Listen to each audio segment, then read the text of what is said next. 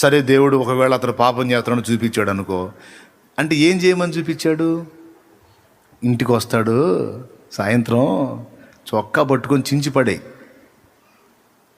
Road మీదకి లాగు, 4 దన్ను, చెప్పు తీసుకొని కొట్టు అని చూపించాడా? లేకపోతే వాడికి టార్చర్ చూపించని చూపించాడా? పురుషుడికని చెబుతున్నా, పురుషుడా నీకు దర్శనం చూపించాడు, నీ భార్యను టార్చర్ చేయమని చూపించాడా? నో.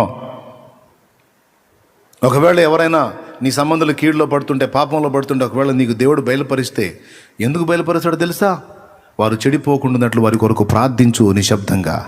వారికి ఏమి ఈ విషయం ప్రస్తావించొద్దు. వారు పాపము నుండి మళ్ళుకున్నట్లు వారి కొరకు మొర్ర పెట్టమని చూపిస్తాడు. అంతేగాని తగాదేసుకొని తనులాడుకొని విడిపోమ్మని విడాకులు తీసుకోమని చూపిస్తాడా?